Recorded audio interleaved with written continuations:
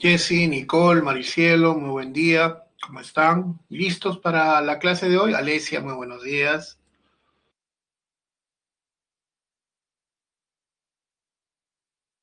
Yamelin, ¿cómo estás? Empezamos entonces con la clase de hoy. Lucía, muy buen día.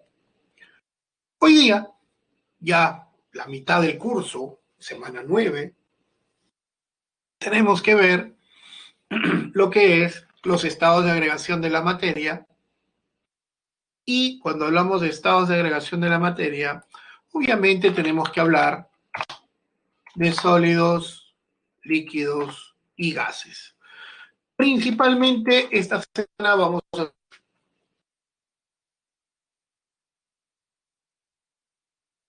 gases y líquidos, pero habría que recordar algo, ¿no?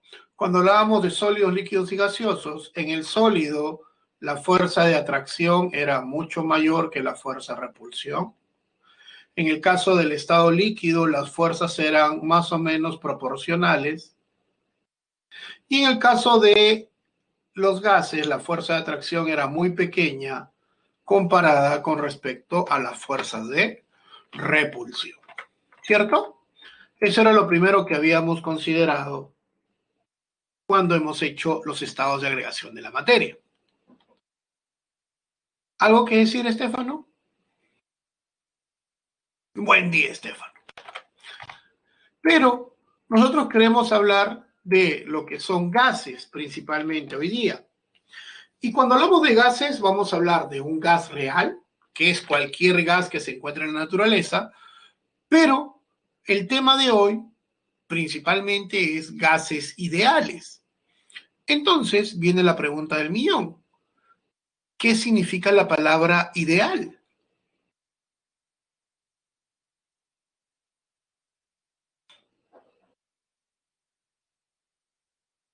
Que son estables. Mm. ¿Implicaría entonces que un gas ideal es un gas estable, vacío?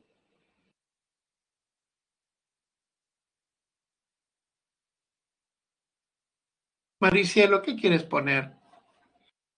No te cohibas, Maricielo, ponlo. Total, acá estamos aprendiendo todos. Es como idealizar. Ya, pero Maricielo, no puedes responder una pregunta con la misma pregunta. Algo fijo sin cambio. A ver, dejemos un ratito de lado el gas ideal, ¿sí? Pongámonos en la cabeza algo mucho más simple y fácil de ver. Nosotros tenemos una relación profesor-alumno, ¿verdad? ¿Sí? Y como les dije desde el primer día, yo siempre pienso en que más fácil es decir profesor-alumno, no, mejor amigos que se están ayudando a aprender cosas. Pero vamos desde el lado de ustedes. La pregunta es, ¿existe profesor ideal?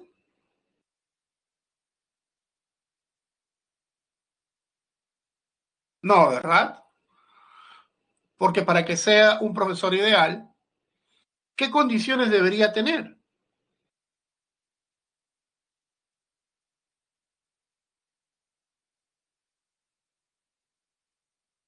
A ver, ¿qué dirían? Un profesor ideal, ¿qué debería tener? A ver, ¿qué diría?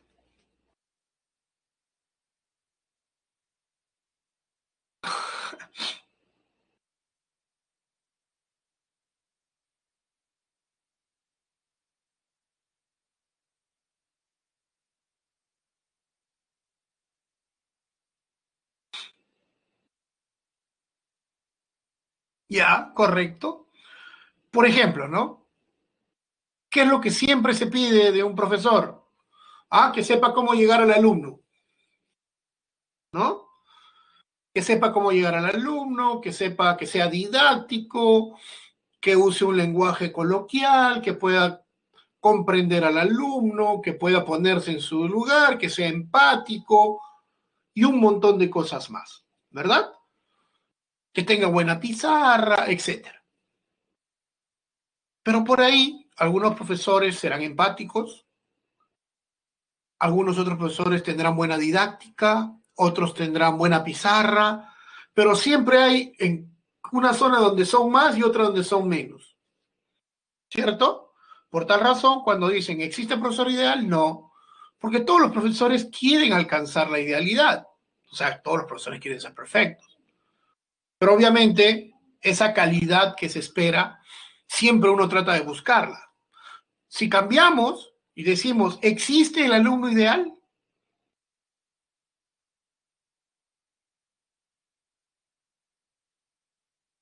No, ¿verdad? Porque el alumno ideal también debería dominar todas las materias. Puede ser que algunos sí domine todas las materias, pero cuando uno se especializa en algo específico. Debe ser responsable, puntual y tener un montón de cualidades, ¿cierto? Igualito es acá. El gas real existe, es cualquier gas que quiera ser, que se encuentre en la naturaleza. Pero un gas ideal no existe. Un gas ideal no es otra cosa que una forma, una idea de entender cómo se comporta un gas. Y si yo aprendo cómo se comporta un gas de forma perfecta, o sea, de forma ideal, le puedo hacer algunas modificaciones y recién puedo entender cómo funciona un gas real. La primera y la más básica condición para que un gas sea considerado como ideal es que se encuentre a alta temperatura y a baja presión. Pero los postulados completos se encuentran en la teoría cinético-molecular. Entonces, vayamos a eso. Teoría cinético-molecular, ¿no? Para un sistema de gases cualquiera, lo primero que te van a decir es que todas las partículas que forman parte de ese sistema son moléculas. O sea, todos los gases se consideran como moléculas. Ah, ya, bueno, si son moléculas es que están formadas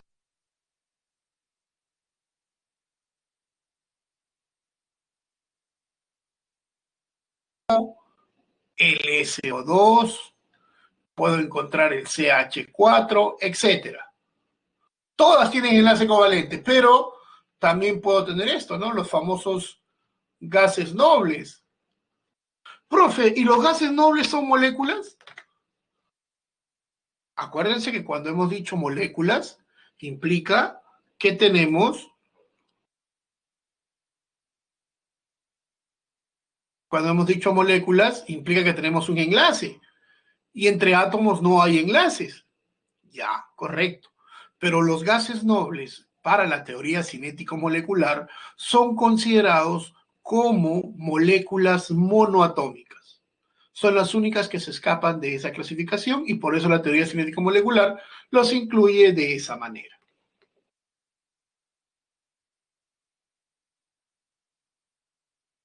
¿Ok? Ya. Sigamos. ¿Qué más nos dice? Tienen masas puntuales. Uno de los postulados nos dice de que toda la masa de una partícula se encuentra en un punto, o en todo caso se considera que es un punto. No es una masa difusa ni nada por el estilo. Ah, no hay interacción entonces. ¿Qué interacción hay entre las moléculas? La fuerza de atracción es considerada despreciable. Pero, como estamos hablando de moléculas, también podemos decir que las fuerzas intermoleculares, que son las fuerzas de atracción, son consideradas nulas o despreciables. ¿No? Son lo mismo, fuerza de atracción o fuerzas intermoleculares. Segundo, o siguiente, me dice que el volumen de la partícula es considerada despreciable con respecto al volumen del recipiente.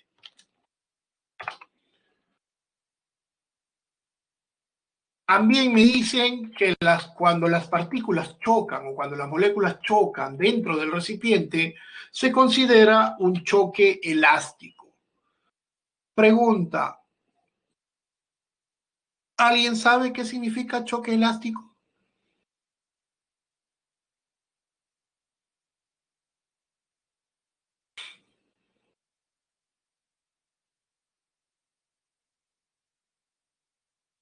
Correcto.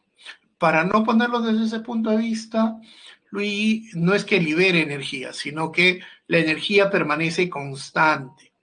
Y en este caso, la energía cinética es la que permanece constante, ya que para que exista choque, una partícula tiene que moverse y la otra, como mínimo, tiene que estar en reposo o ambas se pueden mover. Pero al final, la idea es que la energía cinética inicial sea la misma que la energía cinética final, ¿no? Eso implica un choque elástico. Y también que la presión es el resultado del choque de las partículas con la pared del recipiente, ¿no? Correcto, Renzo. Entonces, los choques contra las paredes del recipiente implican presión. Obviamente, cuando hablamos del movimiento de una partícula, ese movimiento o la velocidad es directamente proporcional a la temperatura. Mientras mayor sea la temperatura, la velocidad también es mayor. ¿Cuáles son los parámetros de estado o también las variables que pueden considerarse dentro de? Tenemos la presión, el volumen, la cantidad de sustancia y la temperatura, ¿no? Nótese que la temperatura está en una unidad absoluta y siempre tiene que estar en Kelvin. Mol, el volumen usualmente en litros, pero por ahí cuando hablamos de las leyes de los gases ideales podríamos hablar de mililitros, pero principalmente es litros. Y la única que sí tiene cualquier otra unidad es la presión, ¿no? Que puede expresarse en diferentes unidades, ¿correcto? Pero aquí habría que considerar algo importante, ¿no? Nosotros hemos visto volumen en la primera clase, presión la primera clase, pero cuando hablábamos de presión, nosotros dijimos presión no es otra cosa que fuerza sobre área. Pero ¿y en gases? ¿Qué tipo de presiones vamos a ver? A eso lo vamos a ver ahorita. La cantidad de sustancia es el mol, que lo hemos visto la semana pasada hasta el cansancio. Y esto también lo hemos visto en la primera semana. Las unidades, los cambios de escala, ¿cierto? Pero ahora yo quiero medir los diferentes tipos de presión que puedo encontrar en gases. Y una de ellas es la presión barométrica. La pregunta es, en este momento, sobre nuestros hombros, ¿qué tenemos?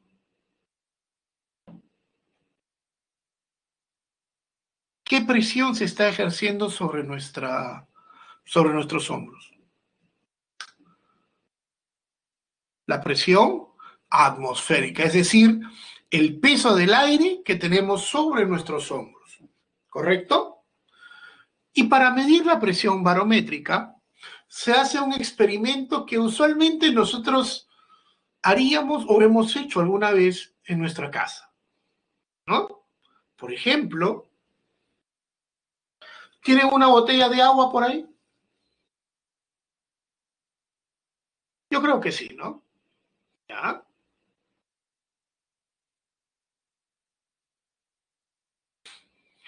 Pregunta, si esta botella estuviera completamente llena, ¿ok? Y lo voy a sumergir sobre un balde de agua, más o menos hasta aquí, ¿ok? Y una vez sumergido, voy a abrir la tapa. Pregunta, ¿el líquido que está dentro de la botella se vacía por completo?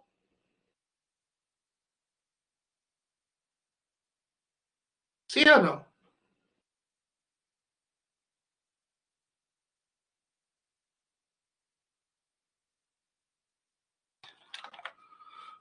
A ver, para darnos una idea.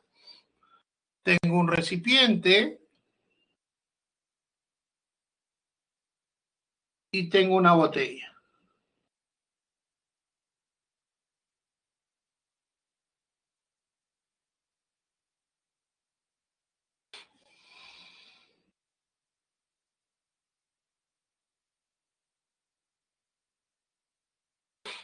Y acá hay un líquido.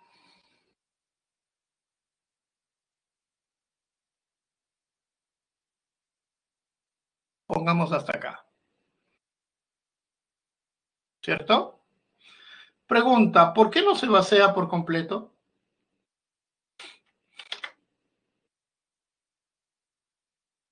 ¿Por qué no se vacía por completo? O la pregunta sería, ¿qué evita que se siga vaciando el líquido?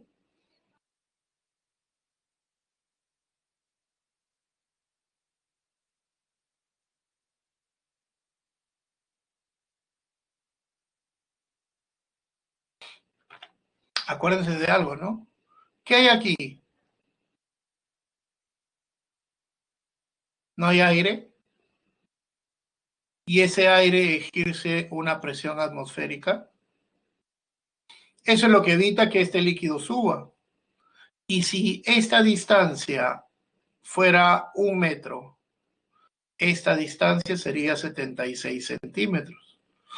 Esa es la razón por la cual la presión atmosférica o una atmósfera equivale a 760 milímetros de mercurio.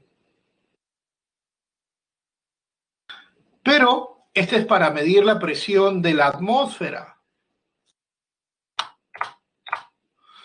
Yo quiero medir la presión de un gas en un recipiente. Pregunta, ¿han visto alguna vez un manómetro?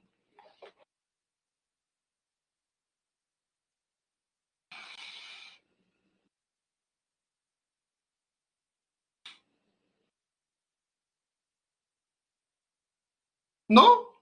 ¿Seguro, Luis? ¿Seguro, Geraldine? ¿Estás seguro?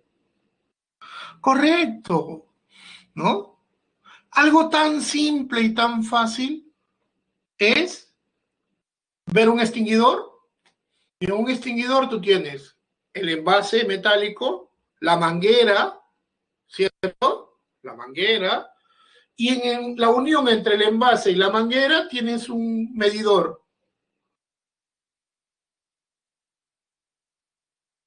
En cualquier balón de oxígeno, de nitrógeno, de lo que ustedes encuentren, ¿cierto? Otra forma de ver un manómetro, ¿alguna vez han visto cómo se mide, cómo saber si la llanta está con el aire necesario?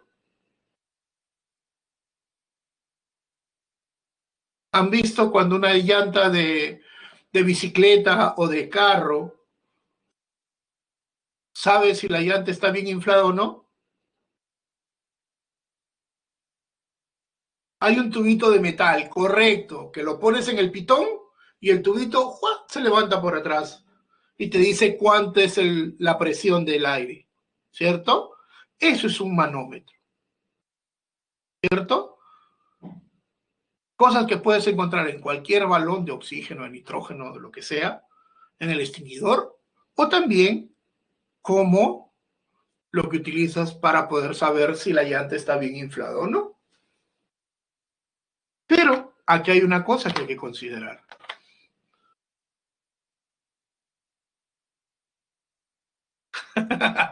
Claro, pero por ejemplo, ¿no?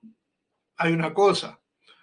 Tú sabes que si aprietas la llanta de tu bici y, por ejemplo, tu llanta necesita, vamos a decir, 28 PSI, por decirte, o bueno, 15 PSI, y está en 13, no vas a notar mucho la diferencia.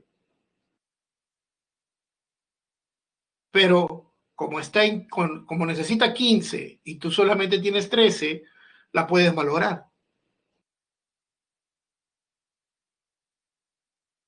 Ese es el detalle.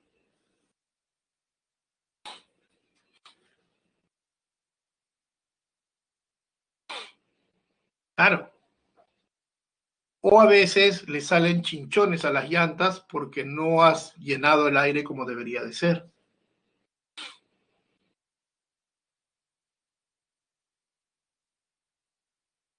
Ah, ¿será por eso, Jessy? Ahí está, pues. ¿Cierto? Ya. Pero ahora nosotros vamos a considerar dos cosas. Cuando nosotros hablamos de una presión manométrica, que es para poder medir la presión de un gas, lo que se utiliza es lo que ustedes ven acá, un tubo en U, el cual tiene un líquido. Obviamente puede ser cerrado o puede ser abierto, pero este líquido inicialmente está a la misma altura. Cuando se abre la llave del gas, el gas sale y ejerce una presión que hace que estos dos líquidos cambien de lo que estaban en una forma uniforme o al mismo nivel, cambien. Y la presión es justamente este valor de H. Pero si está el tubo abierto, entonces tengo que sumar la presión atmosférica que está aquí, ¿no? Y esto que está aquí, este pH, es justamente la presión manométrica. Usualmente lo que nosotros pedimos en los problemas es la presión del gas. Si te piden por ahí en algún problema o ves un problema donde te pidan presión manométrica, obviamente te tienen que decir si el tubo es cerrado o abierto para que puedas o no incluir a la presión atmosférica en el cálculo. Si no, no hay ningún problema. ¿Ok? Ahora, ¿qué cosas son las leyes de los gases ideales? Cuando nosotros hablamos de las leyes de los gases ideales, hay que considerar algo importantísimo. Nosotros tenemos cuatro variables, ¿no? Presión, volumen, temperatura y número de moles, ¿cierto? Estas leyes de gases ideales te dicen, voy a agarrar dos variables y las voy a mantener constantes y voy a ver qué pasa con las otras dos, ¿correcto? De tal manera que, por ejemplo, cuando a mí me dicen número de moles constante y además la temperatura, yo estoy hablando de la ley o de un proceso isotérmico, ley de Boyle-Mariotte, donde las variables son presión y volumen. Si digo número de moles constante y presión constante, las variables ahora son volumen y temperatura. Implica un proceso isobárico, ley de Charles. Si digo número de moles y volumen constante, estamos hablando de un proceso isocórico, isométrico, la ley de Gay-Lussac, y tengo que ver qué sucede entre la presión y el volumen. Entonces, vamos a describir cada uno de estas leyes. La ley de Boyle-Mariotte me dice a temperatura y número de moles constantes, yo tengo que ver qué sucede con la presión y el volumen. Pregunta, ¿saben lo que es un émbolo, un recipiente con un émbolo movible? ¿Me pueden dar un ejemplo de eso?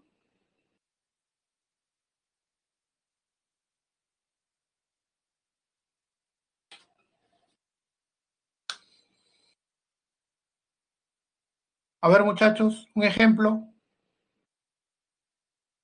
de un recipiente con un émbolo movible.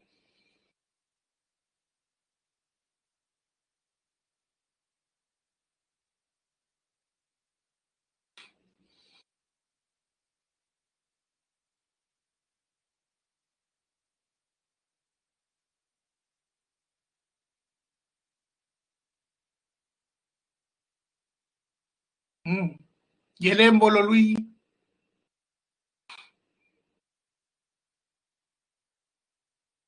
A ver, piensen bien eso, ¿ah? ¿Cómo sería un recipiente con un émbolo movible? Y el corcho, bueno, podría decirse, pero mucho más fácil, ¿no? Podría ser, por ejemplo, una jeringa,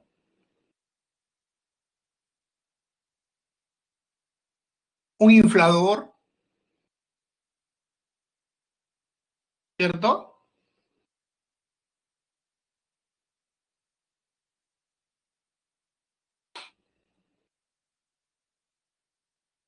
¿Correcto? Ya está.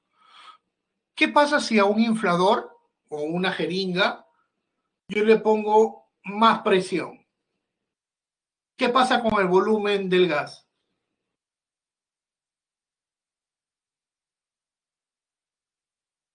Disminuye. Entonces, yo digo, ¿no? A mayor presión, menor volumen. Entonces, presión y volumen, directa inversa,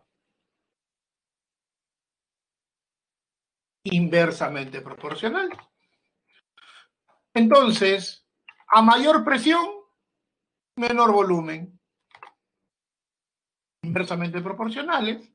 Entonces yo puedo decir que presión por volumen es constante y eso me da que presión 1 por volumen 1 es igual a la multiplicación de ellos, ¿cierto? Sin ningún problema. A ver, resolvamos este ejercicio. A ver qué nos dice.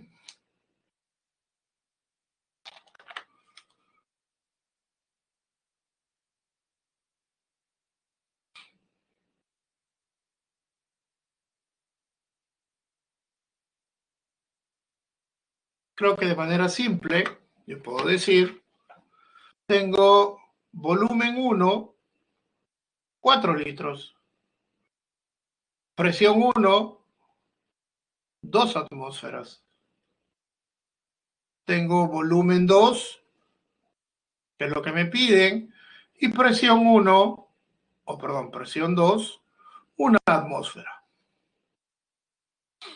Me dice número de moles y temperatura constante. Entonces fácilmente puedo decir que presión 1 por volumen 1 es igual a presión 2 por volumen 2. Presión 1, 2 atmósferas. Volumen 1, 4 litros. Presión 2, una atmósfera. Y volumen 2 es lo que quiero saber. Se van las atmósferas y obviamente el volumen 2 equivale a 8 litros. ¿Cierto? Listo. Tenemos la ley de Charles, el proceso isobárico, que ahora me dice presión y número de moles constante. ¿Qué tengo que verificar qué sucede? Tengo que verificar qué sucede entre entre volumen y la temperatura. Pregunta. ¿Alguna vez han visto cómo se infla un globo aerostático?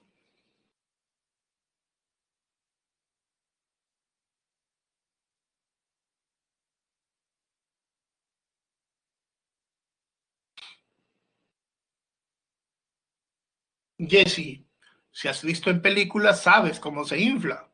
¿Cómo se infla un globo aerostático, Jesse?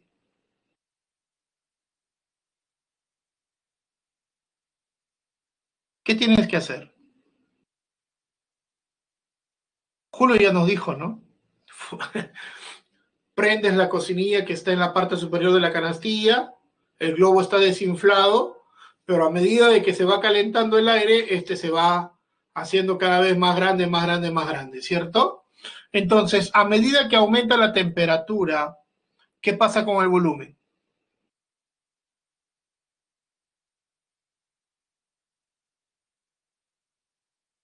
Aumenta, ¿cierto? Entonces yo puedo decir que es inversa o directamente proporcional.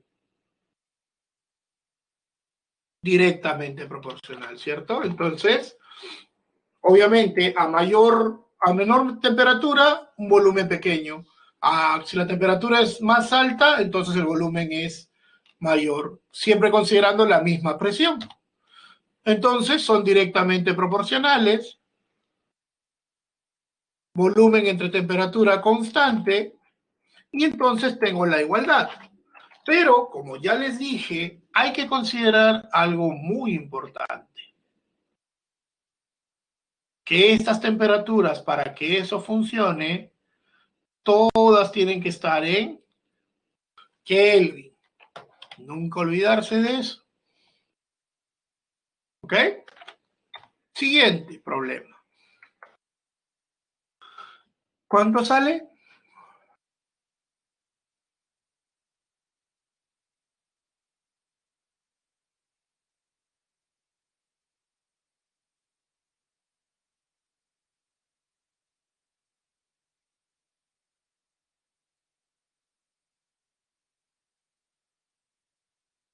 Al ojo, ¿cuánto sale?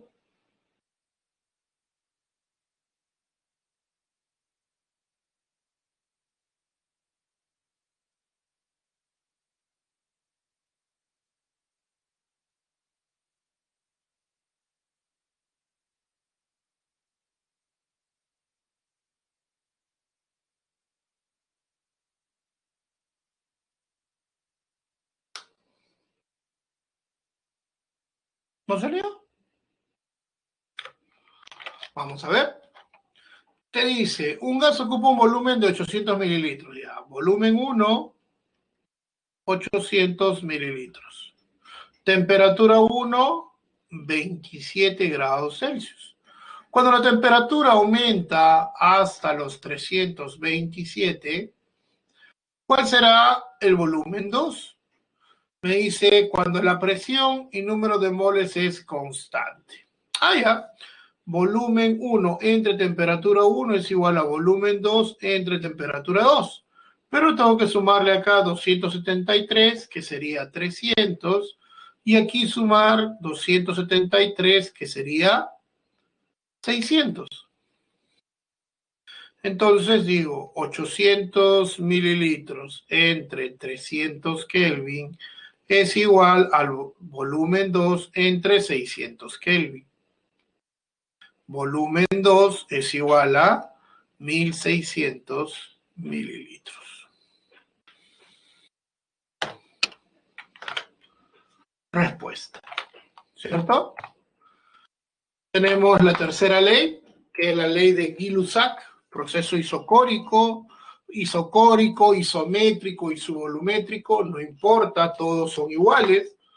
Y eso implica que cuando tenemos volumen y número de moles constante, tengo que ver qué sucede con la presión y la temperatura.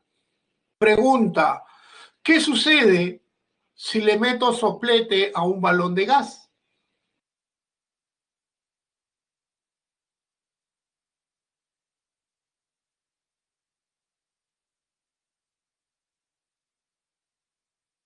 A ver, ¿qué sucede?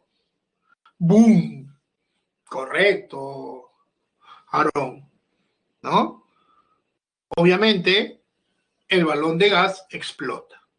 La pregunta es, ¿por qué explota el balón de gas?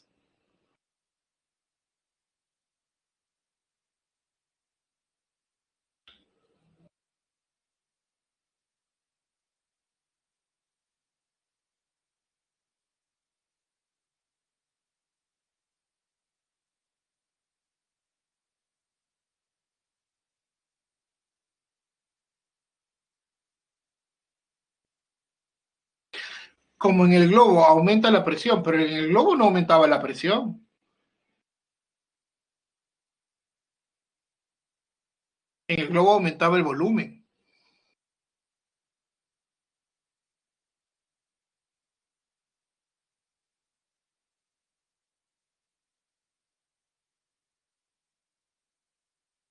¿Por qué explota el balón de gas? Porque aumenta la temperatura. ¿Y eso qué quiere decir?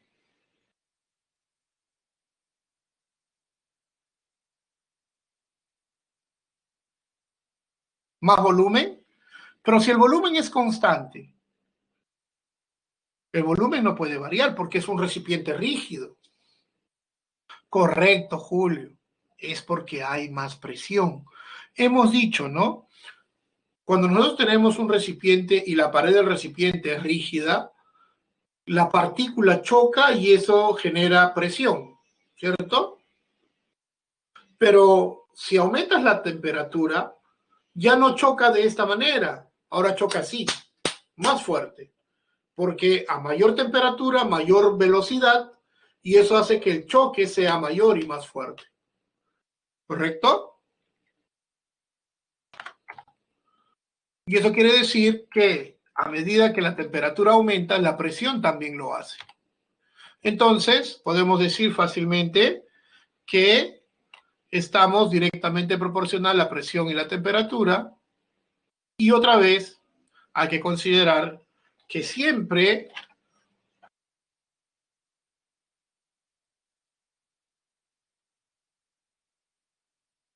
esto tiene que estar en Kelvin. A ver, ¿cuánto sale?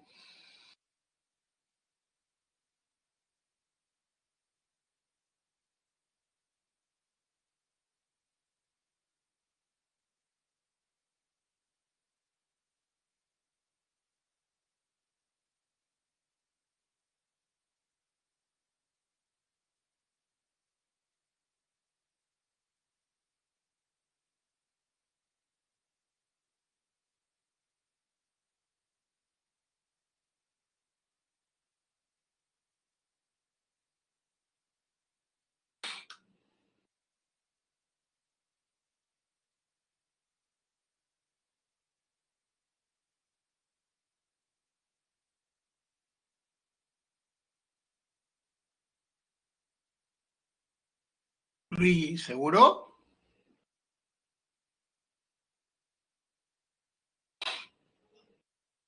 80,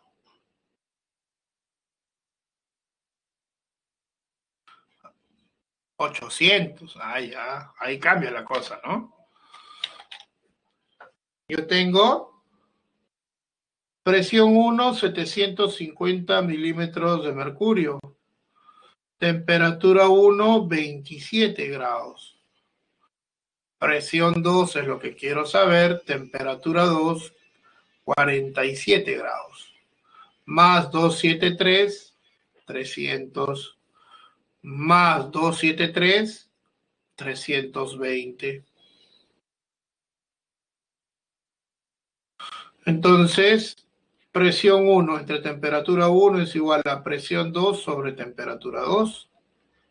750 milímetros de mercurio entre 300 es igual a la presión 2 entre 320.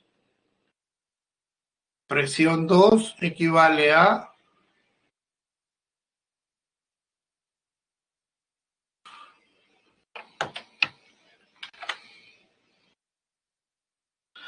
75. Uy, ay, ay. Lentes, Luis, lentes. Pero bueno, a veces sucede. Y cuando hablamos de la hipótesis de Avogadro, hay que considerar, ¿no? Avogadro no siempre está relacionado con los moles. Y te dice, ¿no? Una cantidad de cualquier tipo de gas en un mismo volumen, a la misma temperatura y a la misma presión, contiene el mismo número de moléculas independientemente del tipo de gas que sea. Eso quiere decir, sin ningún problema, que si yo tengo dos recipientes del mismo volumen, a la misma temperatura y a la misma presión, el mismo número de moléculas estará ahí adentro, sin importar qué gas sea, ¿cierto? Y eso nos da pie para la ley de Avogadro. La ley de Avogadro me dice, ¿no? A presión y temperatura constante, eso quiere decir que voy a tener una relación entre volumen y número de moles. Para ese sentido, cojo un globo, soplo 2 veces voy a tener un volumen con un número de moles, ¿cierto? La pregunta es, si vuelvo a soplar 2 veces más, la pregunta es, ¿el globo se infla más? ¿Se desinfla o permanece constante? ¿Qué dice?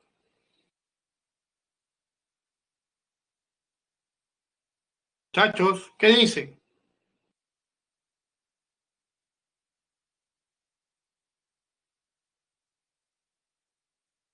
Obviamente, al soplar 2 veces más, ¿cierto?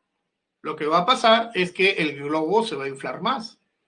De tal manera que si yo aumento el número de moles, el volumen también aumenta. Y eso está relacionado con esto, ¿no? Si yo tengo un mol de gas y eso ocupa 1 litro de gas, si añadimos un mol, ahora voy a tener 2 moles de gas y eso va a ocupar 2 litros de gas. Entonces, volumen es directamente proporcional al número de moles y tengo eso, ¿no? Gracias a lo que hemos visto, yo puedo armar una ley combinada, donde recuerdo, presión es inversamente proporcional al volumen, presión es directamente proporcional a la temperatura y volumen es directamente proporcional a la temperatura. De tal manera que presión por volumen constante, presión entre temperatura constante y volumen entre temperatura constante. Todo esto se combina y me da esto de acá. Y gracias a ello, yo puedo hacer esto, ¿no? Lo que ustedes conocen como,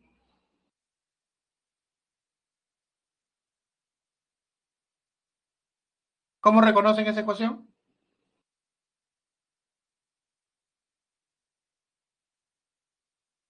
¿Ese es pavo ratón? No,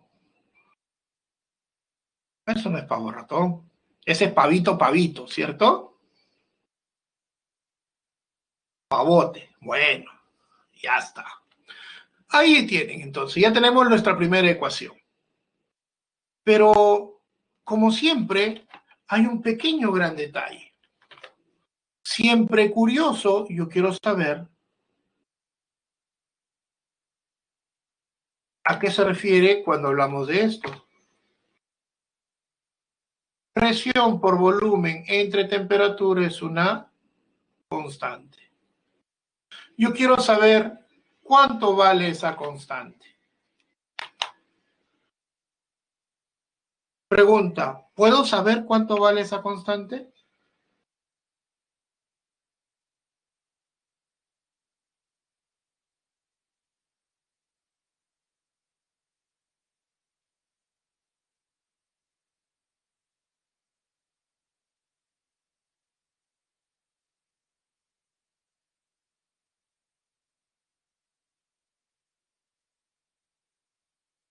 Claro, como ya sabes la ecuación normal, pero, por ejemplo, ¿no? ¿Cuánto vale esa constante? Para poder hacer eso, nosotros tendríamos que reemplazar volumen, presión y temperatura, valores diferentes, ¿cierto? Ahora la pregunta es, ¿pero qué valores voy a utilizar? ¿Cómo voy a hacer eso? Entonces tengo que recordar algo importante. La semana pasada nosotros dijimos esto, ¿no?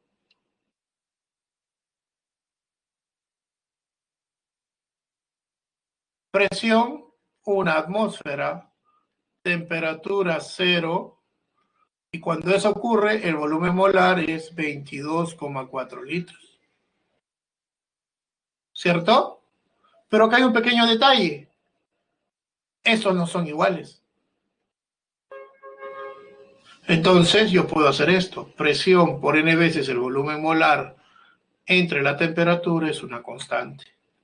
Pero como multipliqué arriba por n, puedo hacerlo abajo también. Y reemplazo una atmósfera por 1 mol por 22,4 litros por cada mol entre 1 mol entre 273 Kelvin.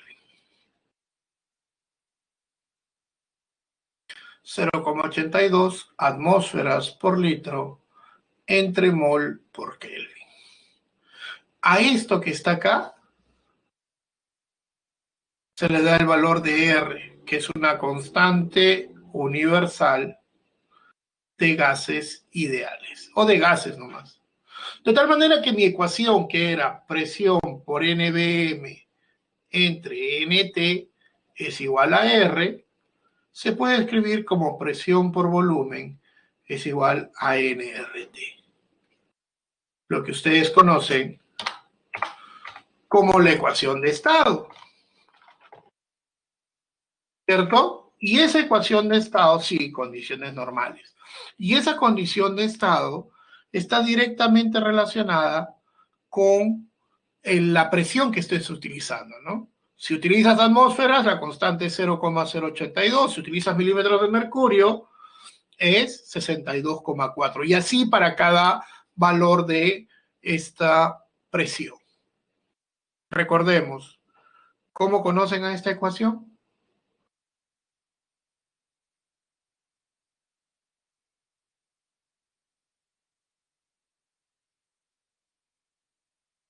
Niño, pavo, niño, rata. Ah, mira. ¿Así? Pavo, ratón nomás, ¿no? Más fácil. Ya, correcto. Pero, por ejemplo, el ciclo pasado, no, ya hace 2 ciclos atrás, mis alumnos de la pre dijeron, no, vamos a modernizarlo. Dijeron, ahora, a partir de ahora en adelante, la ecuación de estado de gases ideales va a ser pavo Naruto. Bueno, no sé por qué, pero bueno, eso me dijeron. ¿No? Dijeron, vamos a actualizarlo.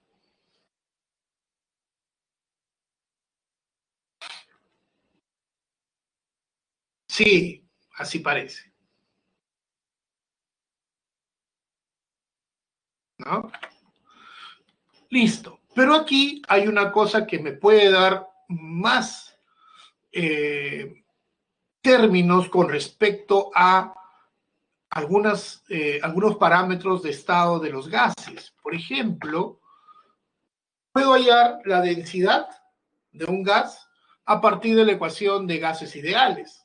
Por ejemplo, yo sé que presión por volumen es igual al número de moles es igual al número de moles por R por T. Pero yo sé que el número de moles es masa entre masa molar. Reemplazamos y despejo. Paso masa molar, paso volumen y tengo esto. ¿Qué cosa es masa entre volumen?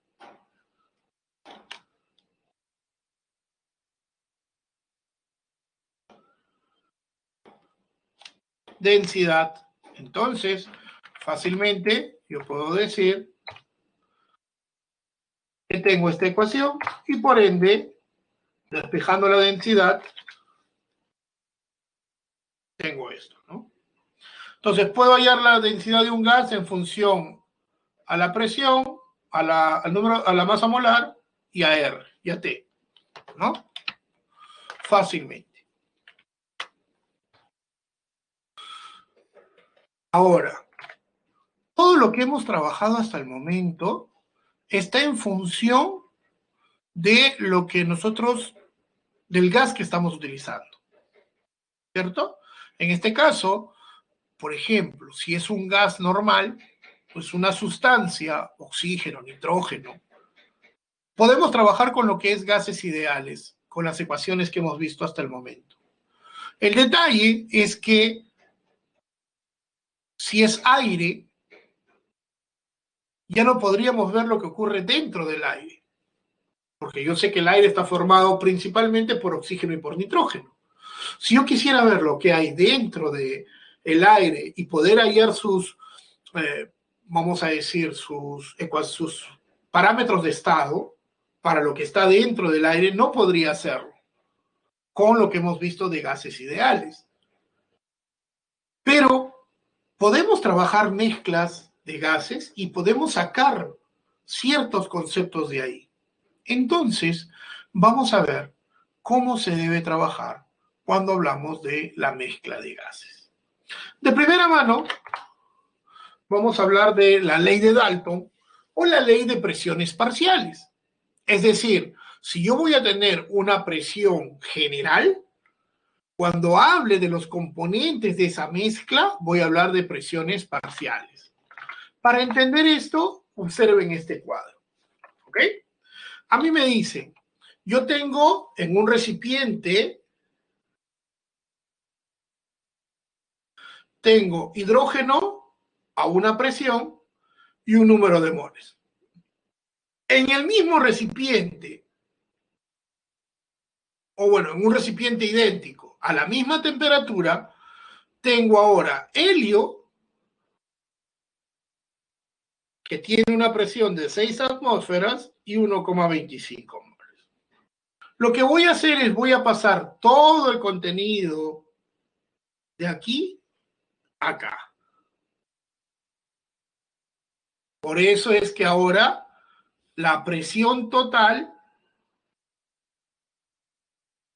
es 8,4 atmósferas, el número de moles totales es 1,75 porque ha sumado los dos en el mismo recipiente.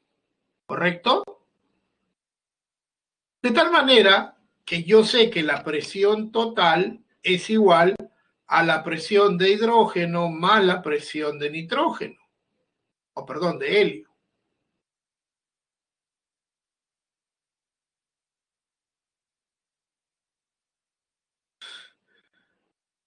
Y yo sé que el número de moles totales es igual al número de moles de hidrógeno más el número de moles de helio.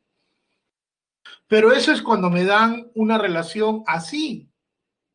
Pero, ¿qué pasa si no me dan esa relación y me piden calcularla? Entonces, ahí viene el detalle, ¿no? Lo único que yo sé es que, de forma general, la presión total es igual a la presión de 1 más la presión de 2 más la presión de 3 hasta el número de componentes que tenga. Entonces, vamos a presentar algo así. Yo tengo un sistema S dentro del cual voy a tener el gas 1, el gas 2, el gas 3 y el gas 4. Lo que voy a hacer es, voy a ejecutar o voy a colocar la ecuación general para cada parte del sistema. Presión total por volumen total es igual al número de moles totales por RT, eso sería S. Presión de 1 por volumen de 1 es igual al número de moles de 1 por RT. Presión de 2, volumen de 2 es igual al número de moles de 2 por RT. Y así sucesivamente. Si yo quiero resolver esta ecuación, yo tengo que saber cuál es la relación entre presión total y las presiones parciales. La pregunta es, ¿qué hacen nuestros amigos matemáticos cada vez que quieren relacionar dos variables?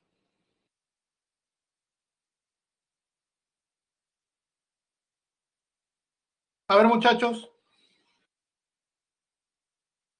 ¿qué hacen nuestros amigos matemáticos para relacionar dos variables?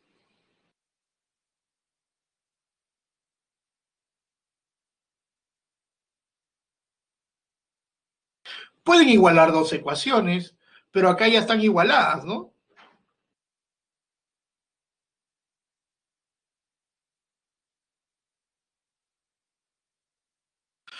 Podrían despejar, pero podríamos hacer algo mucho más simple.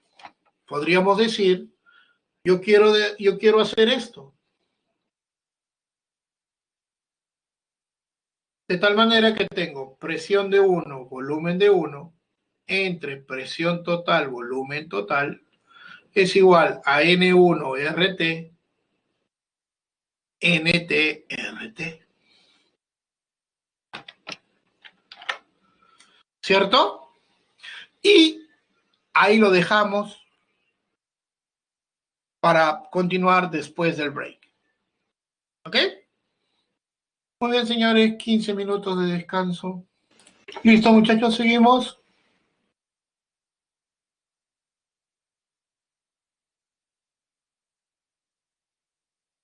¿Listos? ¿Continuamos? Ya. ¿Qué hacemos ahora?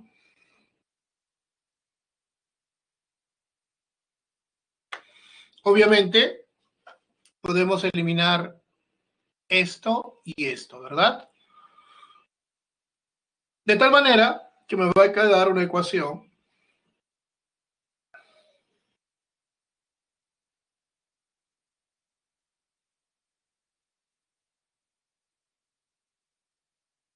pregunta, ¿algo más que se puede eliminar?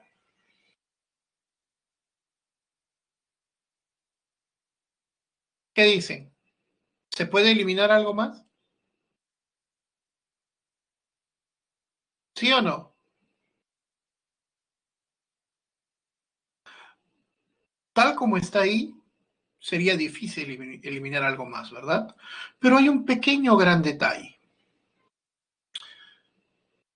Si yo en un salón pongo 10 gases, ¿cuál sería el volumen de esos 10 gases?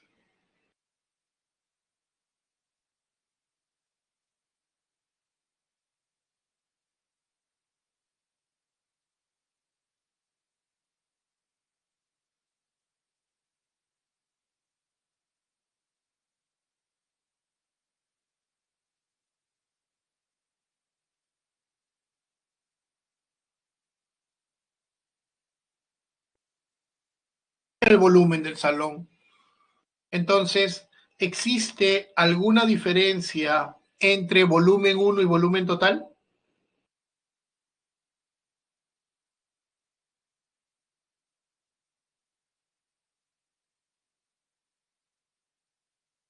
No. Entonces, yo también puedo eliminar esto, ¿cierto? De tal manera que ahora tengo presión de 1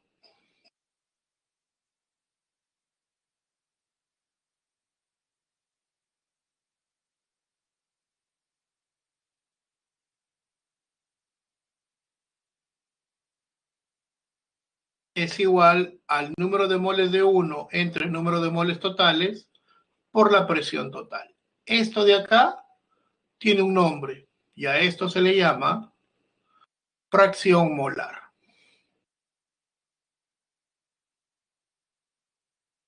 De tal manera que para ponerlo de forma general, yo puedo decir que la presión parcial de cualquier componente de la mezcla es igual a su fracción molar por la presión total, ¿no? Y también puedo decir otra cosa. ¿Cuánto vale esto? ¿Cuánto vale la sumatoria de las presiones parciales?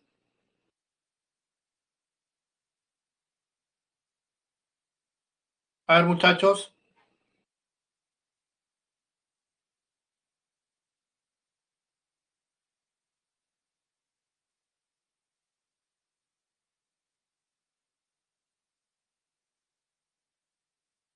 ¿cuánto vale la sumatoria de presiones parciales?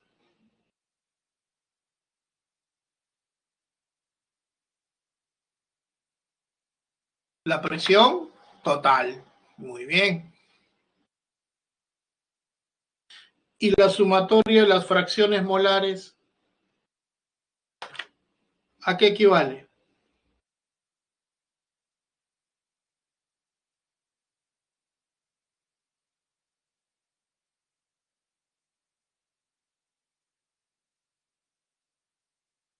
Correcto, Julio. Muy bien. Entonces, esas tres ecuaciones me pueden ayudar a resolver cualquier problema que se considere o que se haga de mezcla de gases, ¿cierto? De tal manera que la ley de Dalton se puede hallar de esa manera, ¿no? Como ya lo hemos calculado. Lo mismo ocurre para la ley de Amagat, ¿correcto? Si yo mezclo tres gases en un recipiente, puedo tener los diferentes volúmenes considerando presión constante, ¿correcto? Y lo podemos calcular de la misma manera, ¿no?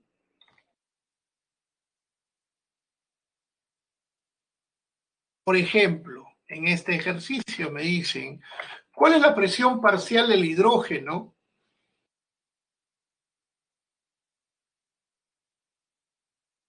en una mezcla que contiene 8 gramos de este gas? Masa de hidrógeno, 8 gramos. Masa de CO2, 264 gramos. Para hacer esto, yo necesito saber que la presión parcial del hidrógeno es igual al número de moles de hidrógeno entre el número de moles totales por la presión total. Entonces necesito hallar esto de acá.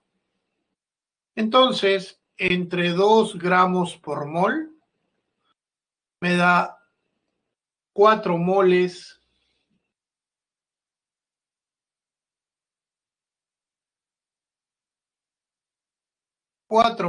de hidrógeno entre 44 gramos por mol. Eso me da 6 moles de CO2. Número de moles totales, 10 moles. Ya está, ya tengo todo lo que requiero. Yo sé que la presión parcial del hidrógeno es igual al número de moles de hidrógeno entre el número de moles totales por la presión total. Presión parcial de hidrógeno sería 4 entre 10 por 2. Y eso me sale 0,8 atmósferas. Y sin ánimos de calcular, directo, ¿cuánto sale la presión parcial del CO2?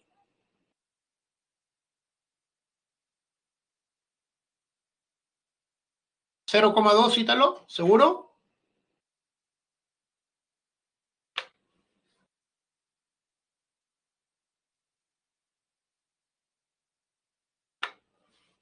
Ah, claro, Julio, es 1,2 atmósferas.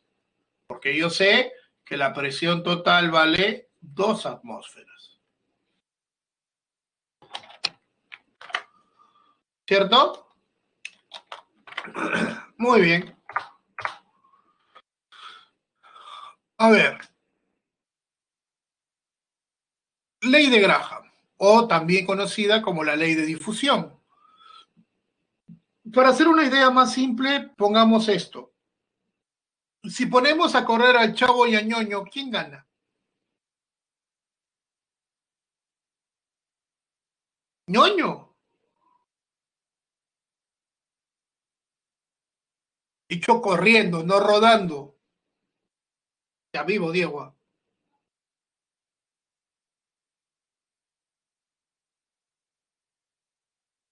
Ya vivo, Diego. Kiko, dicen. Ahora la pregunta es, ¿y por qué? ¿Por qué le gana el Chavo a Ñoño?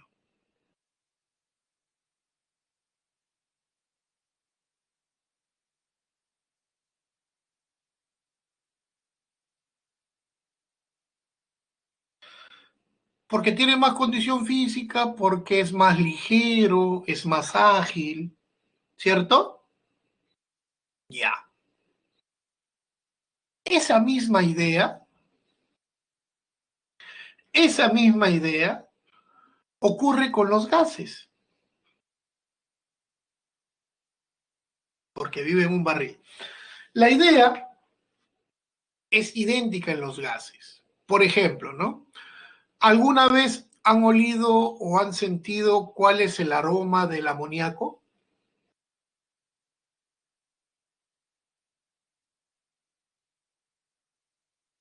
¿Sí o no? ¿No? Eso que está en la orina, lo que está en la orina es más urea que amoníaco. Pero les aseguro que sí, y especialmente las señoritas.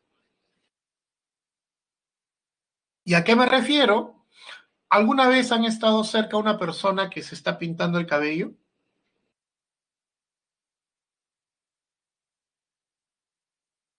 ¿No?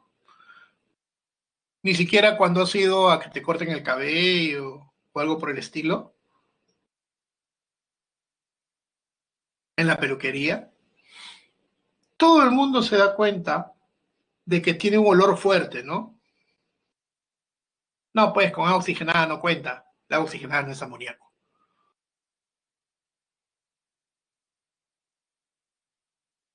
Ya. Ese es un gas, ¿ok? El otro gas que quiero decirles es, este,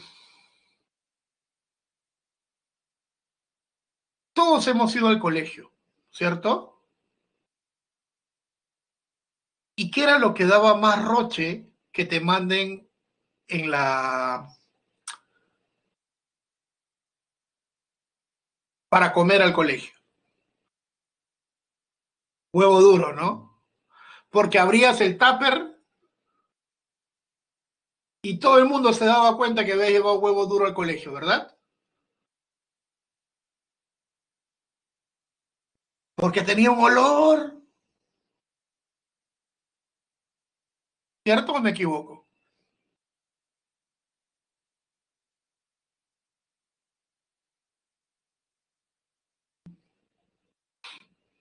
Ya.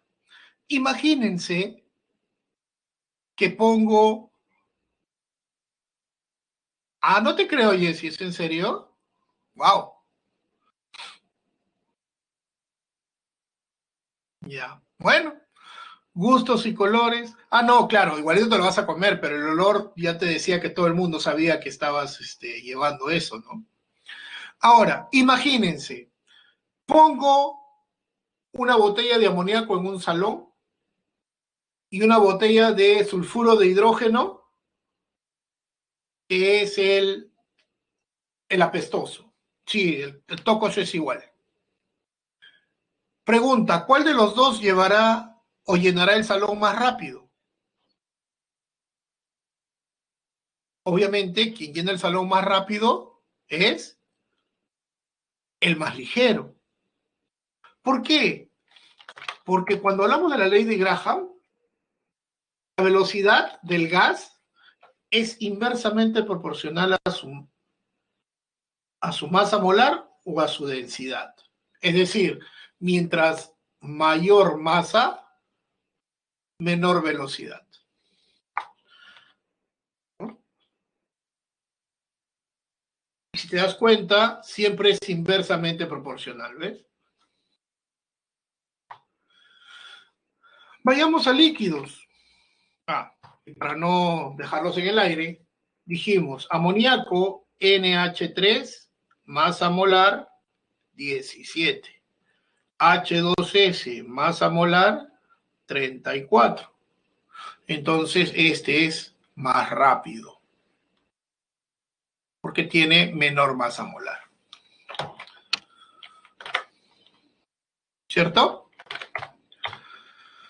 Vayamos a los líquidos.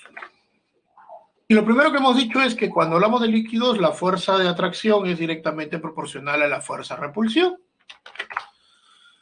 Y cuando hablamos de las propiedades de los líquidos, estas dependen de las fuerzas intermoleculares. Y hay que recordar que son de tres tipos. Y hay que recordar también de que así aumenta su intensidad. O sea, si yo voy a comparar dos líquidos, voy a determinar cuáles son sus fuerzas intermoleculares y en base a eso voy a determinar cuáles son las propiedades que posee. O si una propiedad es mayor o menor, dependiendo de su definición. Lo primero que vamos a ver es tensión superficial. Pregunta, cuando hablamos de tensión superficial, si yo cojo un papel y lo coloco en el agua, ¿se hunde, sí o no?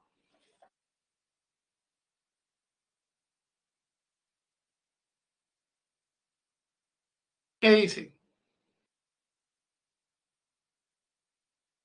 Si coloco un papel en el agua, ¿se hunde, sí o no?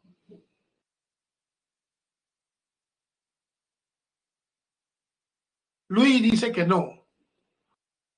Julio dice depende. Diego dice se tarda. Mm. Julio, ¿de qué depende?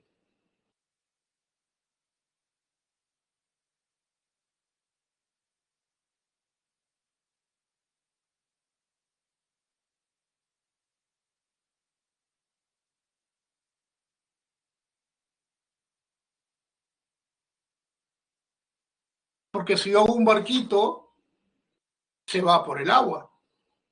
Si yo lo arrugo, se hunde. Claro. Pero el detalle no está en eso. Depende de cómo lo pongas. Porque si el agua es esto y tú lo pones así, el papel flota. Pero si tú haces esto en la superficie del agua, el papel se hunde. Entonces, depende cómo lo pones, ¿cierto? O la clásica, ¿no? Si vas a la piscina y al aventarte al agua, ¿cómo haces? ¿Así o así? ¿Haces un clavado o te tiras de panza?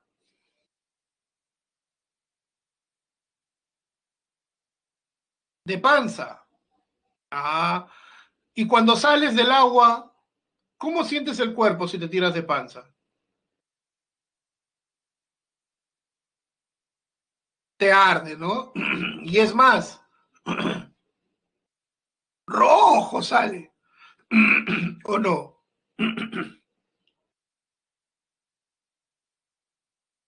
Y la pregunta es, ¿y por qué duele si es agua?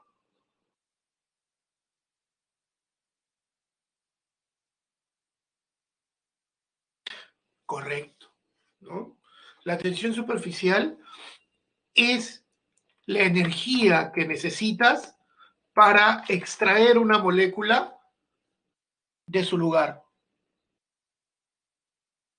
Pero como esta molécula se agarra de las otras que están a su alrededor, dependerá de justamente esta fuerza intermolecular para que sea fácil o difícil sacarla, ¿no? Entonces, la tensión superficial, como dije, es la energía necesaria para estirar o aumentar en 1 centímetro la superficie de un líquido. Y esto está directamente relacionado con las fuerzas intermoleculares, como les decía, ¿no? A mayor fuerza intermolecular, mayor tensión superficial. Entonces, fuerza intermolecular directamente proporcional a la tensión superficial. Y la temperatura es inversamente proporcional a la tensión superficial. Tenemos viscosidad. Pregunta, la viscosidad está relacionada con, si yo tengo un vaso con agua y un vaso con miel y hago esto, ¿cuál llega más lejos?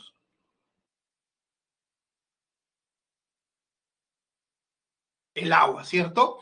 Y es que justamente la viscosidad es la resistencia de un líquido a fluir, ¿cierto? Como pueden ver aquí, el primero es el menos viscoso y este es el más viscoso. Y eso tiene que ver con las fuerzas intermoleculares. A mayor fuerza, mayor viscosidad. Entonces, fuerza intermolecular directamente proporcional a la viscosidad. Y a medida que aumenta la temperatura, la viscosidad baja. Entonces, temperatura es inversamente proporcional a la viscosidad. Tenemos la presión de vapor. Pregunta, ¿un líquido se evapora a temperatura ambiente? ¿Sí o no?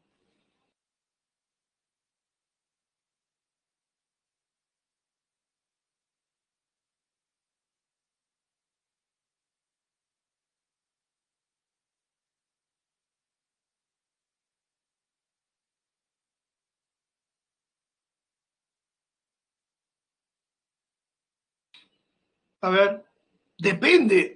Julio, ¿de qué depende?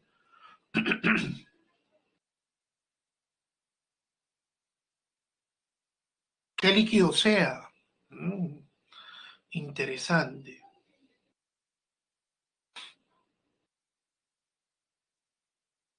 Creo que están confundiendo las cosas, muchachos.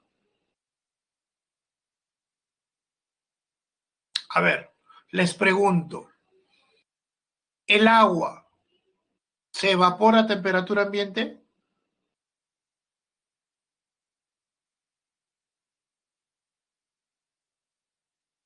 No. Ya.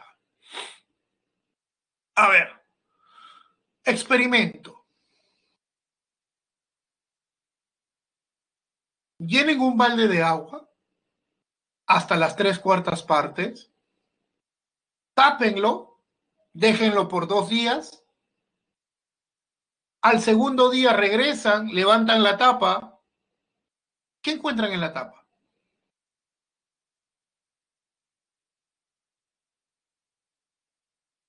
Gotitas de agua, ¿cierto? Excelente. Pregunta, ¿qué pasó? ¿Cómo llegó el agua desde las 3/4 partes del balde hasta la tapa?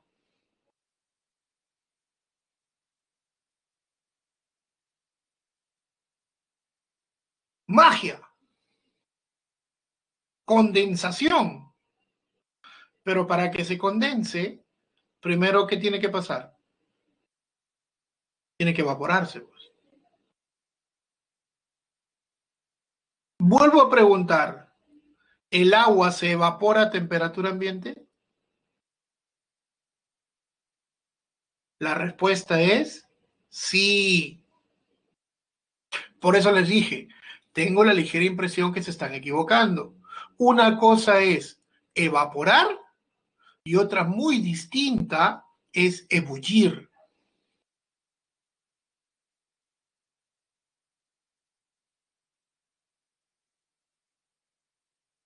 Ah, ahí está la diferencia, pues. Una cosa es evaporarse, todos los líquidos se evaporan a diferentes temperaturas, pero una cosa es ebullir, es decir, que el líquido hierva. Y para eso, como dice, está el punto de ebullición. No hay punto de evaporación, ¿verdad?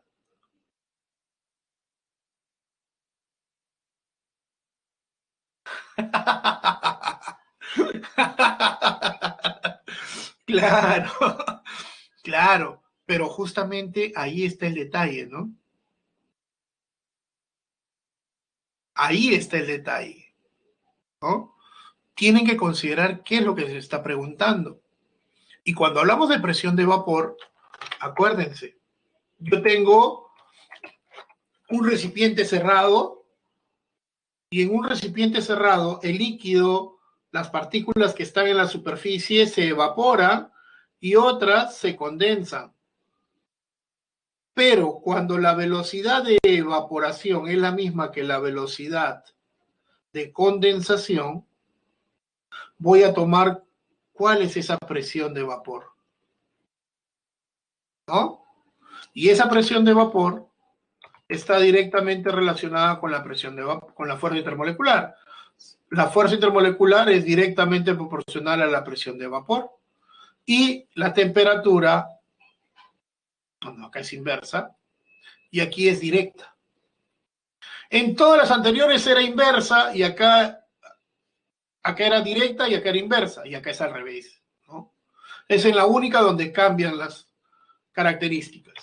Y el punto de ebullición, y ahora sí, es cuando la presión de vapor es igual a la presión externa y están directamente relacionadas con las fuerzas intermoleculares, pero también con la presión externa. Pero también se tiene una definición que es el punto de ebullición normal. Y esto es siempre que la presión externa sea igual a una atmósfera. Muy bien, señores. ¿Alguna duda? ¿Algo que no haya quedado claro?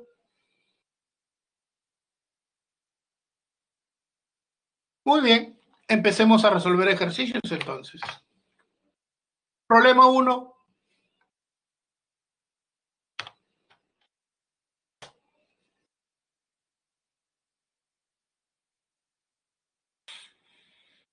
La respuesta sería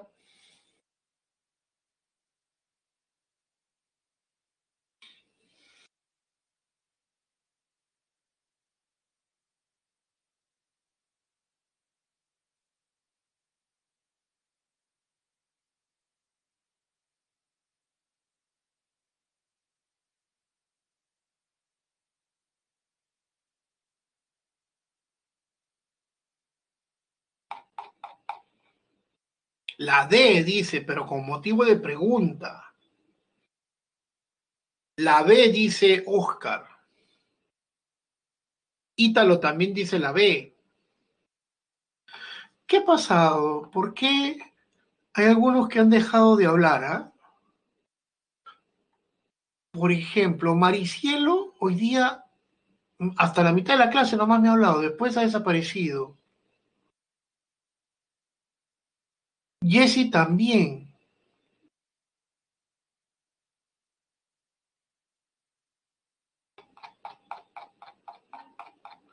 ¿Qué pasó? ¿Han desaparecido? ¿No están? Oscar, no hay F. Sea gracioso.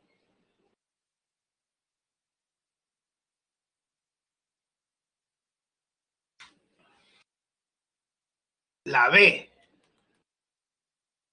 A ver, muchachos, como que la teoría no les gusta, ¿ah?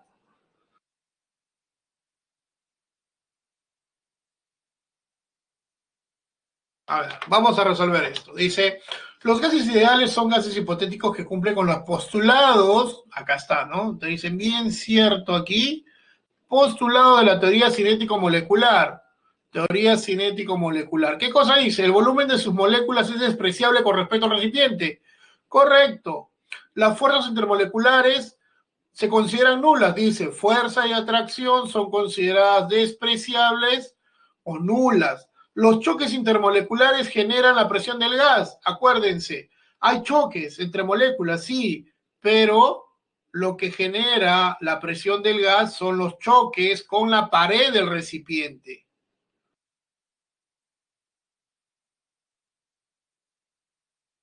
Respuesta.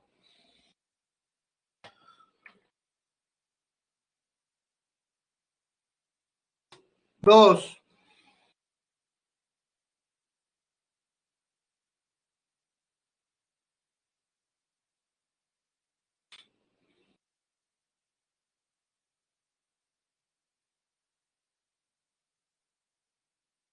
Problema 2. Respuesta.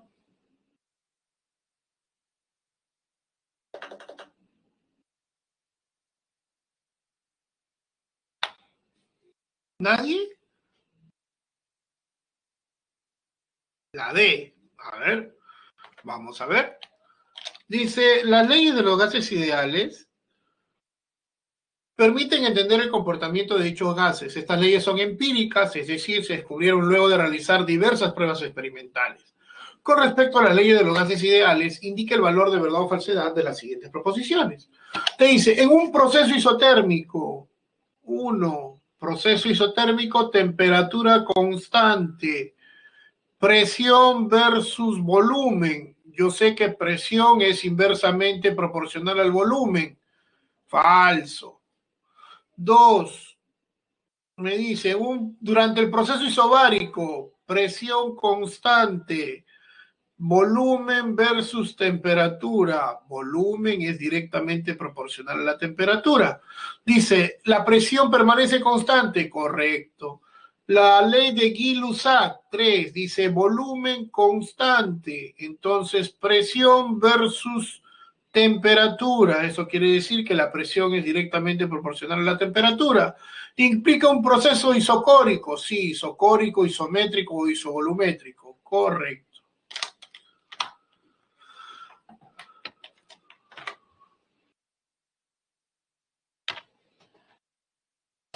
Problema 3. Anthony, ¿me preguntas o me dices?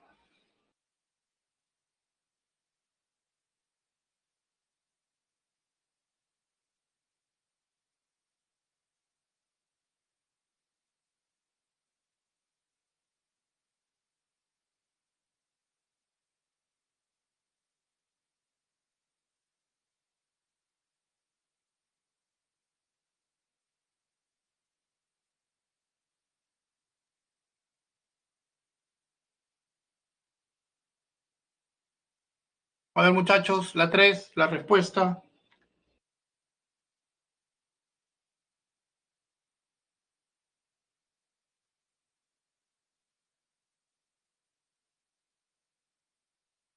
¿Nadie?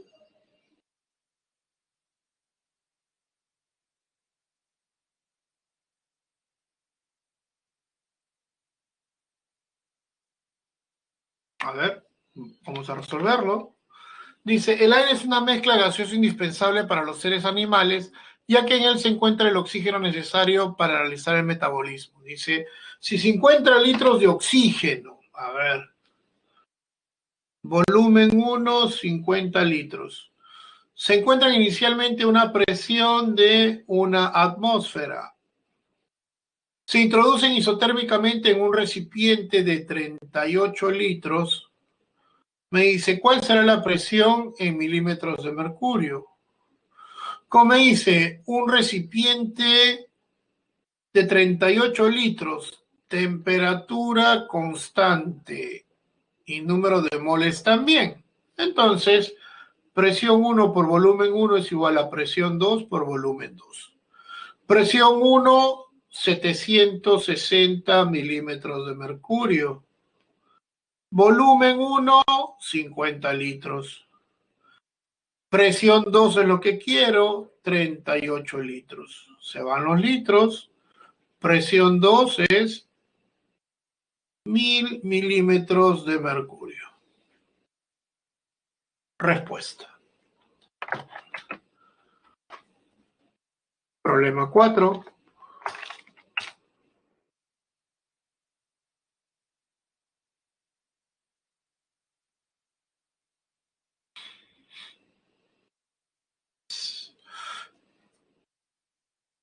A ver, muchachos, el resto.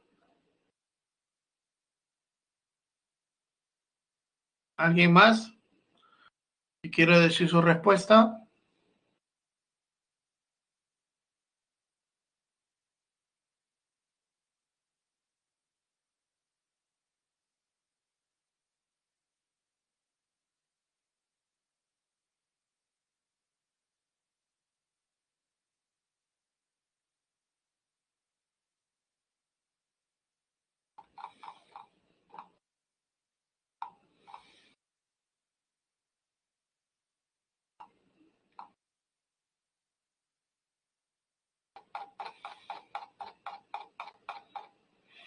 Ya está, me dicen que es la A. Muy bien. Veamos. Dice, es muy peligroso que las latas de aerosol se expongan al calor, ya que pueden explotar. Cuando una lata de aerosol se encuentra a una presión de 4 atmósferas y a una temperatura de 10 grados, es colocada accidentalmente cerca de una fogata. Su temperatura alcanza los 293 grados. Determina la presión final en milímetros de mercurio. Me dice volumen y número de moles constante. Entonces, presión 1 entre temperatura 1 debe ser igual a presión 2 sobre temperatura 2. Pero a esto le debo de sumar 273, que el 273 que me sale 283.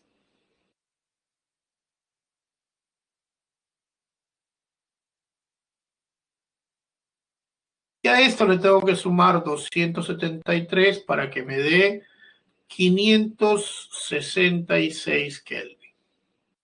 Y aquí digo 4 atmósferas entre 283 Kelvin es igual a la presión 2 entre 566. Presión 2 me sale 8 atmósferas. Pero, como me dicen, yo quiero en milímetros de mercurio, 8 atmósferas por, yo sé que una atmósfera es 760 milímetros de mercurio, eso me sale 6080 milímetros de mercurio. Respuesta.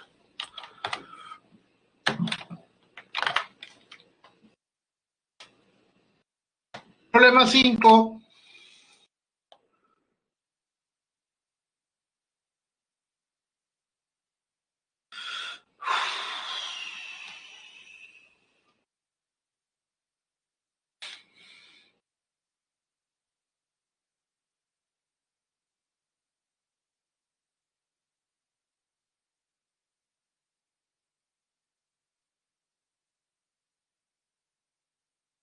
¿Es el único? ¿Nadie más?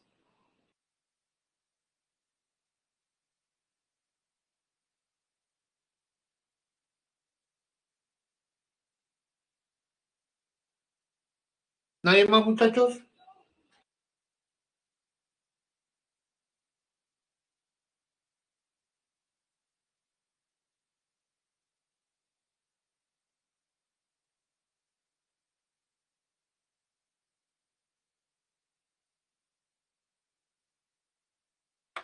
A ver.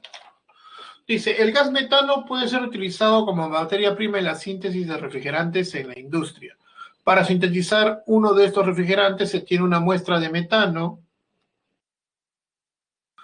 que ocupa un volumen de 19 litros a una temperatura de 27 grados, que vendría a ser 300 Kelvin, y a una presión de 400 milímetros de mercurio. Me dice, determina el volumen que ocuparía en condiciones normales. Temperatura a condiciones normales sería 273 Kelvin y la presión 2 sería 760 milímetros de mercurio. Pero, profe, volumen a condiciones normales no era 22,4 litros. Claro, si fuera un mol. Pero acá no te están diciendo que es un mol. Entonces tengo que calcular cuánto es el volumen. Entonces, presión 1 por volumen 1 entre temperatura 1 es igual a presión a condiciones normales por volumen a condiciones normales entre la temperatura a condiciones normales. Tengo 400 milímetros de mercurio por 19 litros entre 300 Kelvin es igual a 760 milímetros de mercurio por el volumen a condiciones normales entre 273 Kelvin. Volumen a condiciones normales sale 9,1 litros. Respuesta.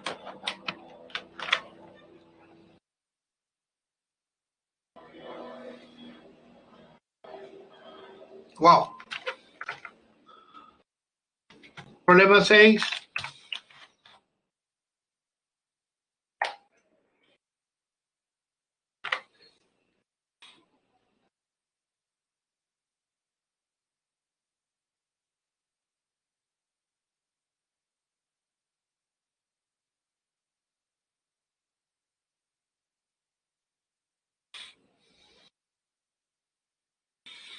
Al toque. Interesante. A ver, vamos a resolver. Dice, el gas natural vehicular es un combustible más amigable con el ambiente respecto de la gasolina y del diésel, debido a que reduce en un 80% la emisión de óxido de nitrógeno y en un 95% las partículas sólidas. Un conductor llena el tanque de su auto cuya capacidad es 120 litros. Ajá. Dice, volumen 1, 120 litros. Dice, a una temperatura de 27 grados, ya, temperatura 1, 27 grados, que vendría a ser 300 Kelvin. Y a una presión de 1248 milímetros de mercurio. Dice, calcula el número de moles. Ah, ya. Me dan presión, volumen y temperatura, me piden el número de moles, aplico la ecuación general. Presión por volumen es igual a nRT. Me piden el número de moles, que vendría a ser presión por volumen entre RT, que vendría a ser 1248 milímetros de mercurio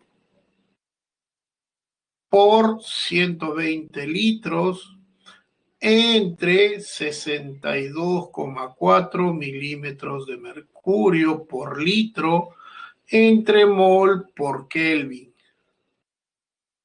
por 300 Kelvin. 62,4 sale 20, 0, 0, 240 entre 30, 8 moles. Respuesta. Aquí ha habido un lapsus corchus. Debe decir, como está aquí, ¿no? Si la presión total del sistema es de 5,05 por 10 a la 5 pascales, determine la presión parcial en atmósferas del hidrógeno y del flúor. Cambien eso, por favor.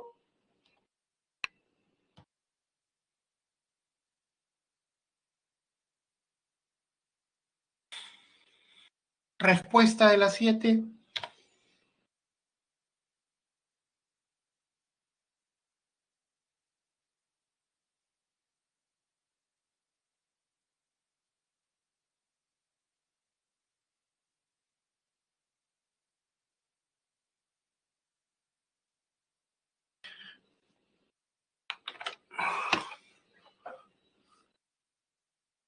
Aquí dice oxígeno.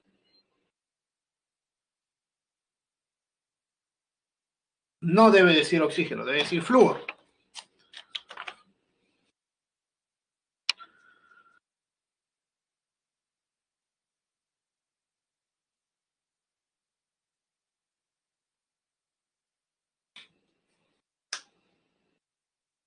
A ver, ¿resolvemos? ¿Qué me dice?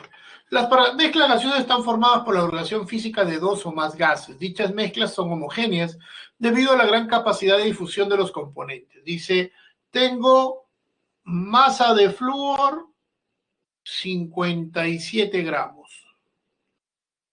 Tengo 1,5 por 10 a la 24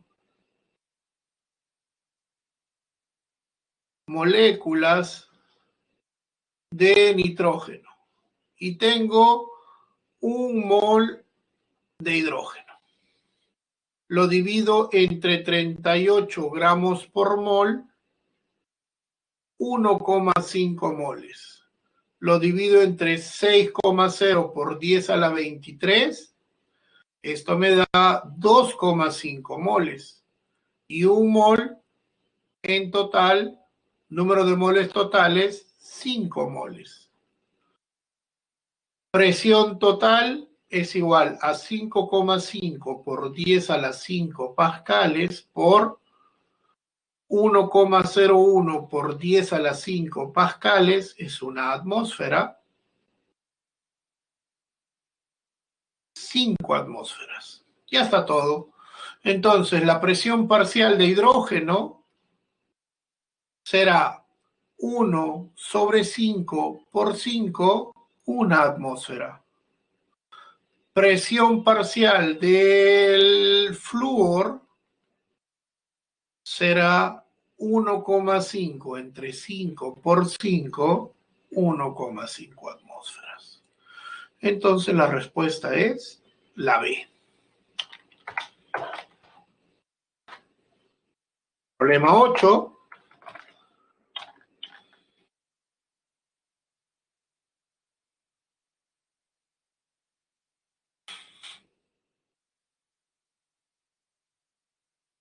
La A.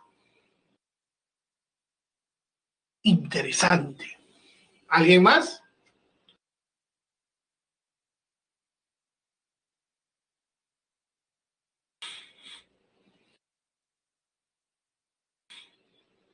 A ver. Me dice, ¿no? En la producción del cemento se emplea la piedra caliza cuyo componente principal es el carbonato de calcio. Uno de los procesos es la calcinación de dicha sal, cuya reacción es, yo tengo CaCO3 sólido, le pongo calor, me va a dar CaO sólido más CO2 en forma de gas. Tengo un mol, 100 gramos, un mol. 15 gramos, ¿cuánto será? Obviamente X es igual a 15 por 1 sobre 100, 0,15 moles. Entonces, tengo número de moles, 0,15 moles. Presión, 0,48 atmósferas. Temperatura, 47 grados. Que implica 320 Kelvin. Me piden hallar el volumen. Ya pues, presión por volumen es igual a nRT, volumen es igual a nRT entre P. Número de moles, 0,15 moles. La presión está en atmósferas, 0,082 atmósferas por litro entre mol por Kelvin por 320 Kelvin entre 0,48 atmósferas. Mol con mol, Kelvin con Kelvin, atmósferas con atmósferas. Esto sale 480, 48, volumen 8,2 litros. Respuesta. Problema 9.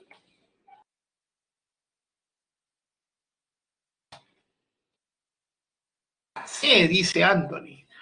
Y todavía con pregunta. Hemos dicho que mientras más pesado, menos velocidad. Entonces, fácilmente se puede hacer esto, ¿no? Masas molares. SO2, 32 más 2 por 16, 64. O2, 32. CH4, 12 más 4 por 1, 16. N2, 14 por 2, 28. Directo. 10.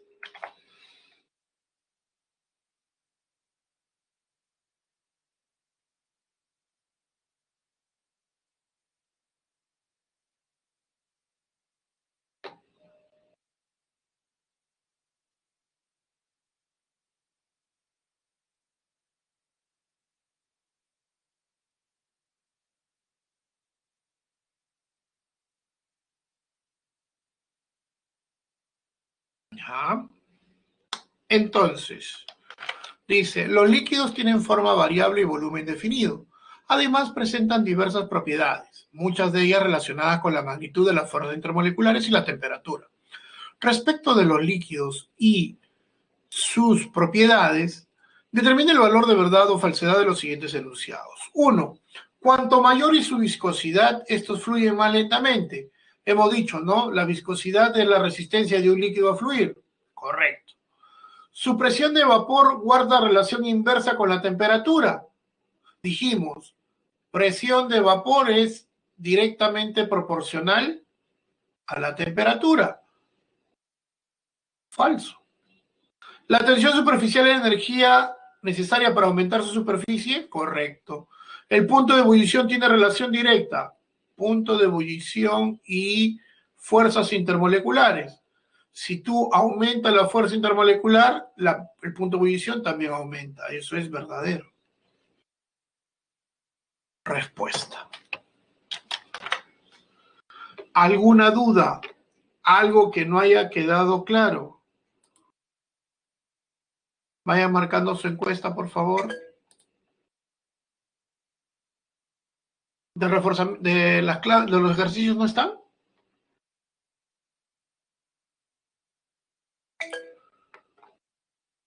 No, ya. Vamos allá. Por favor. En el ejercicio 4 de reforzamiento, escúcheme, en el ejercicio 4 de reforzamiento, la clave D dice 1 y 3, ¿cierto? Ya, debe decir solo 1 y 3. ¿Ya? Muy bien. Entonces, claves. 1, aluminio. 2, carbono. 3, berilio. 4, carbono.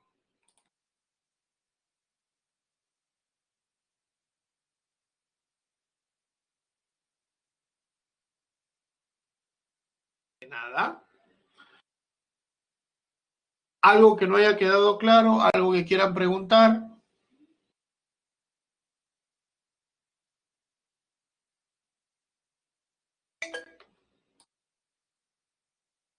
Ya, excelente.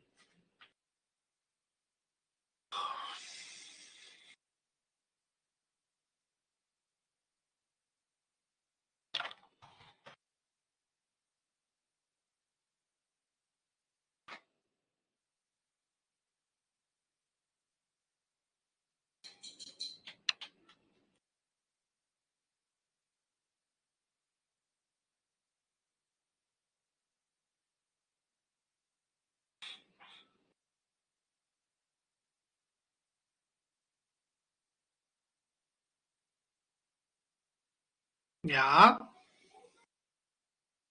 ¿Alguna otra cosa, muchachos? ¿Todo bien?